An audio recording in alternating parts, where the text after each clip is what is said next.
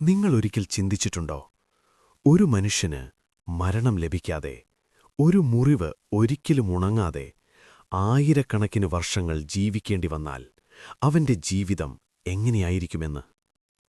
മഹാഭാരതത്തിൽ യുദ്ധം അവസാനിച്ചിട്ടും അവസാനം ലഭിക്കാത്ത ഒരേയൊരു മനുഷ്യനുണ്ടെന്ന് പറയുന്നു. അയാളാണ് അശ്വത്ഥാമാവ്.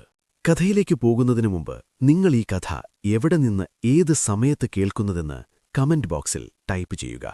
ഇനി കഥയിലേക്ക് പോകാം. അശ്വത്ഥാമാവ് ദ്രോണാചാര്യരുടെ മകനായി ജനിച്ച നിമിഷം തന്നെ സാധാരണ കുട്ടിയല്ലായിരുന്നു. പുരാണങ്ങൾ പറയുന്നതുപോലെ അവൻ ജനിക്കുമ്പോൾ അവന്റെ കരച്ചിൽ ഒരു കുതിരയുടെ കരച്ചിൽ പോലെയായിരുന്നു.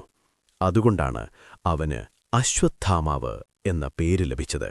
ജനിച്ചപ്പോഴേ അവന്റെ നെറ്റിയിൽ ഒരു ദിവ്യമണിയുണ്ടായിരുന്നു. ഈ മണിയുടെ ശക്തിയാൽ വിശപ്പും ദാഹവും രോഗങ്ങളും സാധാരണ മനുഷ്യരെപ്പോലെ അവനെ ബാധിച്ചില്ല. പക്ഷേ ഈ ദൈവികത അവന്റെ ബാല്യം സുഖകരമാക്കിയില്ല. ദ്രോണാചാര്യർ രാജകുമാരന്മാരായ പാണ്ഡവരെയും കൗരവരെയും വിദ്യാഭ്യാസം നൽകിയ ഗുരുവായിരുന്നു. എന്നാൽ അദ്ദേഹത്തിന്റെ സ്വന്തം മകൻ ദാരിദ്ര്യത്തിലാണ് വളർന്നത്. പുരാണഗ്രന്ഥങ്ങളിൽ പറയുന്നത് അശ്വത്ഥാമാവ് പാൽ ലഭിക്കാതെ അരിപ്പൊടി കലക്കിയ വെള്ളം കുടിച്ചാണ് വളർന്നതെന്നാണ്. കുട്ടിയായിരിക്കുമ്പോൾ മറ്റു കുട്ടികൾ പാൽ കുടിക്കുന്നത് കണ്ട് അവൻ കരഞ്ഞതായി വ്യാസൻ പരാമർശിക്കുന്നു. ഈ അനുഭവങ്ങൾ അവന്റെ ഉള്ളിൽ ഒരാഴമുള്ള വേദനയും പകയും പതുക്കെ വളർത്തി. കാലം കടന്നപ്പോൾ അശ്വത്ഥാമാവ് മികവുറ്റ യോദ്ധാവായി മാറി. അവൻ അസ്ത്രവിദ്യകളിൽ അത്യന്തം നിപുണനായിരുന്നു. മഹാഭാരത യുദ്ധത്തിൽ അവൻ കൗരവപക്ഷത്തിനു വേണ്ടി യുദ്ധം ചെയ്തു. യുദ്ധഭൂമിയിൽ അവനെ നേരിടുന്നത് പലർക്കും ഭയമായിരുന്നു. പക്ഷേ യുദ്ധത്തിന്റെ 15-ാം ദിവസം അവന്റെ ജീവിതത്തിലെ തീർച്ചയായ മാറ്റം സംഭവിച്ചു. അശ്വത്ഥാമ ഹതഃ എന്ന വാക്കുകൾ യുദ്ധഭൂമിയിൽ മുഴങ്ങി. ദ്രോണാചാര്യർ തന്റെ മകൻ കൊല്ലപ്പെട്ടു എന്ന് വിശ്വസിച്ചു. അദ്ദേഹം ആയുധം താഴെവെച്ചു. പക്ഷേ മരിച്ചത് അശ്വത്ഥാമാവ് എന്നൊരാനയായിരുന്നു. ഈ ചതി ദ്രോണന്റെ മരണത്തിന് കാരണമാവുകയും അശ്വത്ഥാമാവിന്റെ ഉള്ളിൽ അടക്കിവെച്ചിരുന്ന പക പൂർണ്ണമായി പൊട്ടിത്തെറിക്കുകയും ചെയ്തു. അച്ഛന്റെ മരണമറിഞ്ഞ ശേഷം അശ്വത്ഥാമാവ് നിയമങ്ങൾ മറന്നു. അവൻ നാരായണാസ്ത്രം പ്രയോഗിച്ചു. ഈ അസ്ത്രം ലോകത്തെ തന്നെ നശിപ്പിക്കാൻ ശേഷിയുള്ളതാണ്. കൃഷ്ണന്റെ ഇടപെടൽ കൊണ്ടാണ് പാണ്ഡവർ ആ നാശത്തിൽ നിന്ന് രക്ഷപ്പെട്ടത്. പക്ഷേ അശ്വത്ഥാമാവിന്റെ കോപം അവിടെ അവസാനിച്ചില്ല. യുദ്ധം അവസാനിച്ചു. ദുര്യോധനൻ മരണശയ്യയിൽ കിടക്കുകയായിരുന്നു. അവന്റെ അവസ്ഥ കണ്ടപ്പോൾ അശ്വത്ഥാമാവ് ഒരു പ്രതിജ്ഞയെടുത്തു. ഇന്നു രാത്രി പാണ്ഡവരുടെ വംശം അവസാനിക്കും.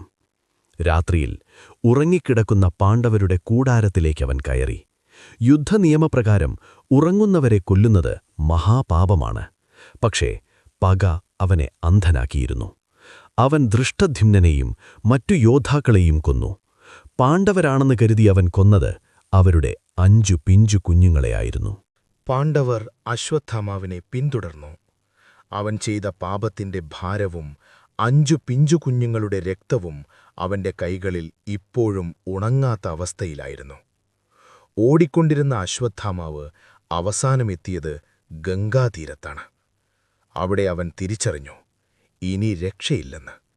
അവന്റെ മുന്നിൽ പാണ്ഡവർ, അവന്റെ പിന്നിൽ താൻ ചെയ്ത കുറ്റബോധം. അവിടെ അശ്വത്ഥാമാവ് തന്റെ അവസാന ആയുധം പുറത്തെടുത്തു, ബ്രഹ്മാസ്ത്രം. പുരാണങ്ങൾ പറയുന്നത് ഈ അസ്ത്രം പ്രയോഗിക്കപ്പെട്ടാൽ ലോകം തന്നെ നശിക്കാനുള്ള സാധ്യതയുണ്ടെന്നാണ്. അശ്വത്ഥാമാവ് അസ്ത്രം പ്രയോഗിച്ചു. അതേ നിമിഷം അർജുനനും തിരിച്ചും ബ്രഹ്മാസ്ത്രം പ്രയോഗിച്ചു.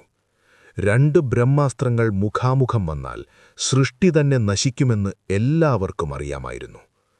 ഈ ഭീകരമായ അവസ്ഥ കണ്ടപ്പോൾ വ്യാസമുനി ഇടപെട്ടു. അദ്ദേഹം ഇരുവരോടും അസ്ത്രങ്ങൾ പിൻവലിക്കാൻ ആജ്ഞാപിച്ചു. അർജുനൻ തനിക്ക് ലഭിച്ച വിദ്യയും നിയന്ത്രണവും കൊണ്ട് തന്റെ അസ്ത്രം പിൻവലിച്ചു. പക്ഷേ അശ്വത്ഥാമാവിന് അത് ചെയ്യാൻ അറിയില്ലായിരുന്നു.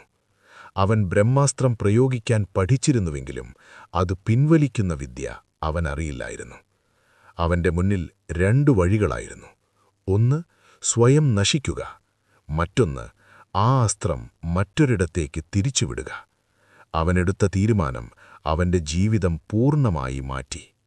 അശ്വത്ഥാമാവ് അസ്ത്രം തിരിച്ചുവിട്ടത് പാണ്ഡവരുടെ വംശത്തിലെ അവസാന കണ്ണിയായ ഉത്തരയുടെ ഗർഭസ്ഥ ശിശുവിന്മേലായിരുന്നു. ഇത് യുദ്ധമല്ല, ഇത് അപരാധമായിരുന്നു. ഇവിടെയാണ് കൃഷ്ണൻ ഇടപെടുന്നത്. കൃഷ്ണൻ തന്റെ ദിവ്യശക്തിയാൽ ആ ശിശുവിനെ രക്ഷിച്ചു. മഹാഭാരതം പറയുന്നത് ഈ നിമിഷത്തിൽ കൃഷ്ണൻ സാക്ഷാൽ ധർമ്മത്തിന്റെ പ്രതിനിധിയായി നിന്നുവെന്നാണ്. ശിശു രക്ഷപ്പെട്ടു, വംശം തുടർന്നു. അതിനുശേഷമാണ് കൃഷ്ണൻ അശ്വത്ഥാമാവിനോട് ശാപം നൽകുന്നത്. നിന്റെ നെറ്റിയിലെ ഈ മുറിവ് ഒരിക്കലും ഉണങ്ങില്ല. നീ മരിക്കില്ല. മരണത്തിന്റെ മോചനം നിനക്ക് ലഭിക്കില്ല. ജനങ്ങൾക്കിടയിൽ ജീവിക്കാൻ നീ ആഗ്രഹിക്കും, പക്ഷേ ആരും നിന്നെ സ്വീകരിക്കില്ല. ഭൂമിയിൽ നീ നിരന്തരമായ വേദനയോടെ നരകജീവിതം നയിക്കും. ഇതോടൊപ്പം കൃഷ്ണൻ അശ്വത്ഥാമാവിന്റെ നെറ്റിയിലെ ദിവ്യമണി എടുത്തുകളഞ്ഞു. ഈ മണി നഷ്ടപ്പെട്ടതോടെ അശ്വത്ഥാമാവ് തന്റെ ദൈവിക സംരക്ഷണം നഷ്ടപ്പെട്ടു. അവൻ അമരനായി തുടരുകയാണെങ്കിലും ഇനി വേദനയും രോഗങ്ങളും അവനെ വിട്ടുനിൽക്കില്ല. ഈ ശാപത്തിനു ശേഷം അശ്വത്ഥാമാവ് മഹാഭാരതത്തിന്റെ പ്രധാന സംഭവരേഖയിൽ നിന്ന് അപ്രത്യക്ഷനായി. ഇവിടെത്തന്നെയാണ് ചരിത്രം അവസാനിക്കുന്നത്. അതിനുശേഷമുള്ളത് ജനവിശ്വാസങ്ങളാണ്. ജനവിശ്വാസപ്രകാരം ഉത്തരേന്ത്യയിലെ അസിർഗഡ് കോട്ടയിലെ ശിവക്ഷേത്രത്തിൽ പുലർച്ചെ പുതിയ പൂവ് കാണപ്പെടാറുണ്ടെന്ന് പ്രാദേശികർ പറയുന്നു. അതുപോലെ നെറ്റിയിൽ മുറിവുള്ള ഒരു ഉയരമുള്ള മനുഷ്യനെ കണ്ടതായി പലരും അവകാശപ്പെടുന്നു. ചിലർ പറയുന്നു അവൻ വെണ്ണ ചോദിക്കുമെന്നാണ്. ഇവയെ ചരിത്രവും പുരാവസ്തുശാസ്ത്രവും സ്ഥിരീകരിക്കുന്നില്ല. പക്ഷേ ഈ വിശ്വാസങ്ങൾ ഇന്നും നിലനിൽക്കുന്നു. ഇവിടെയാണ് മഹാഭാരതത്തിന്റെ ആഴം നമ്മൾ മനസ്സിലാക്കുന്നത്. മഹാഭാരതം ഒരു കഥ മാത്രമല്ല, അത് മനുഷ്യന്റെ ഭാവനകളെയും ദുർബലതകളെയും ക്രോധത്തെയും പകയെയും കുറിച്ചുള്ള ഒരു വലിയ പഠനമാണ്. അശ്വത്ഥാമാവ് നമുക്ക് നൽകുന്ന പാഠം വളരെ ലളിതമാണ്. പക, ക്രോധം, ചതി ഇവ എത്ര വലിയ മനുഷ്യനെയെങ്കിലും നശിപ്പിക്കും. അശ്വത്ഥാമാവ് അമരനാണ്, പക്ഷേ അവന്റെ അമരത്വം ഒരനുഗ്രഹമല്ല, അത് ഒരു ശിക്ഷയാണ്. ഇതായിരുന്നു അശ്വത്ഥാമാവിന്റെ കഥ. ഇത് നിങ്ങളെ ചിന്തിപ്പിച്ചുവെങ്കിൽ ലൈക്ക് ചെയ്യുക. അടുത്തതായി ഏത് കഥയാണ് നിങ്ങൾ കേൾക്കാൻ ആഗ്രഹിക്കുന്നത് എന്ന് കമന്റ് ചെയ്യുക.